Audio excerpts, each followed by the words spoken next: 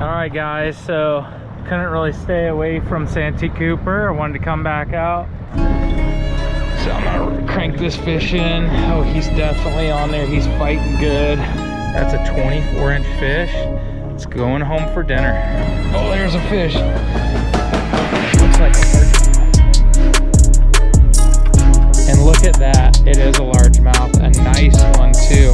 Another good one. He's in the middle of a bunch of bait. And the upgrade jig gets it done again. This is a really nice fish. Probably pretty close to being slot. Okay, get him up here in the boat. I'm also gonna do a little bit of trolling. You know, last time we trolled for a little bit. I didn't have the right kind of lures. I wasn't really in the strike zone. I was way too deep. The fish were up pretty shallow. So today I'm going to be trying this new lure out. A couple buddies suggested me get, and this is called the American Smelt by Thunder Mist. So I'm excited to try that out. What I'm really going to do is I'm basically going to put that Thunder Mist lure on the American Smelt, which is their deep diving jerkbait, and I'm going to get out here in about 15 to 20 foot of water, and I'm going to let line out on my line counter, and I'm going to find out how many feet it takes to hit bottom in 15 feet, and I'm going to write it down. I'm going to figure out how much line it takes me to hit bottom in 18, 20, 25 feet, and I'm going to write it down. And then that way I know when I'm out here in the middle of 50 foot of water how much line I need to let out with this particular deep diving jerkbait to be in the different depth ranges. So that's just kind of a quick tip. You know, every rod, every reel, every line diameter is going to run slightly different. So if you have the same line capacity and the same diameter of line on multiple different rods and reels, you should be able to know within a couple feet, 2 to 5 feet, that you're running accurately. All right, so here is the difference. I've got a Salmo on here, and then this is the American Smelt. I'm gonna take the Salmo off. Like I said, these things are running way too deep the last time I was out here. I'll just set that off to the side, and I am going to clamp on the Thunder Mist American Smelt. I personally don't think that color really matters if you're running the right depth and the right speed. But essentially what I have is a line counter here. See if you can see this. I'll set the line counter back to 0, and I use my thumb, and I'm in 19 feet of water right now. So I'm going to let out a little bit of line. I'm gonna start with like 30 feet of line and see where that gets me. So once I'm at 30, I hit the clicker, make sure my drag's adjusted properly so that it comes out somewhat easy. And then I get the boat up to speed. Basically, I'm just watching my rod tip here, and I'm in 20 foot of water right now, and I've got a little over 30 feet of line out. So I'm just gonna troll. I'm gonna angle in towards the bank, and I'm basically just gonna slowly go into the shallows until I hit bottom. So I wanna know how much 35 feet of line is gonna be.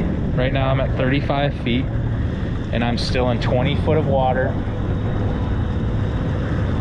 So I'm gonna continue to cruise in. I don't know if you can see this, but my rod tip has an amazing pulsing action from the jerkbait wiggling back and forth. That's a key indicator, is having a good rod. This is a Berkley big game rod. These are ancient. This is a 6.6 medium heavy casting. I don't even think they make these things anymore, but it essentially feels like a fiberglass rod. Okay, so now I'm up into 18 feet of water. I still haven't touched bottom. I'll continue to slide in until my lure hits the bottom.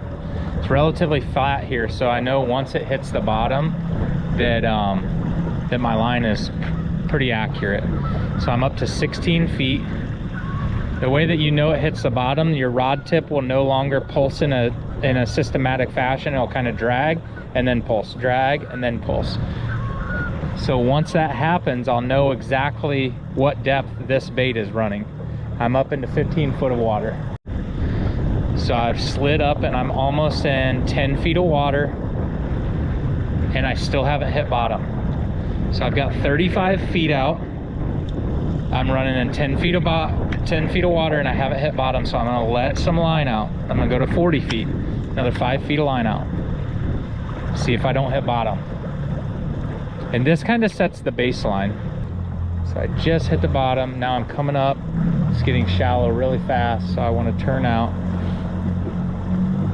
I'm definitely hitting the bottom right now. I'm in 7 feet of water. I've got 55 feet of line out. So what I'll do is I'll make a note of that. I will make a note that 55 feet gets me 10 to 12 feet deep. All right, guys, so I'm out here in front of the dam. It's 52 feet deep. And as you can see, most of the bait and most of the fish are down here 20 to 30 feet.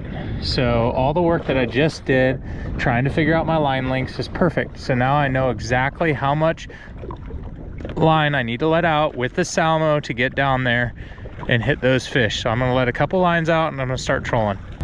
Oh, there he is. Fish on. All right, we got one fish on, so I'm just gonna keep the speed up a little bit here and reel the other rod in so I don't have a mess. That fish is still on there. He might have got off by now, actually.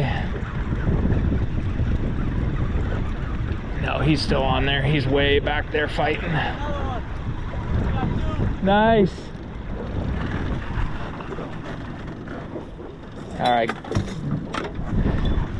so I'm gonna crank this fish in. Oh, he's definitely on there. He's fighting good. I had about 160 feet of line out with this Salmo. Now I'm just gonna cut the motor off and just reel this fish in. That's how it's done, fellas.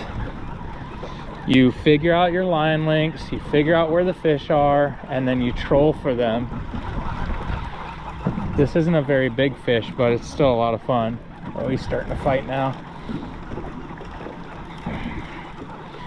He hit like crazy. Oh, he's actually a pretty good striper. We're gonna put him in the net.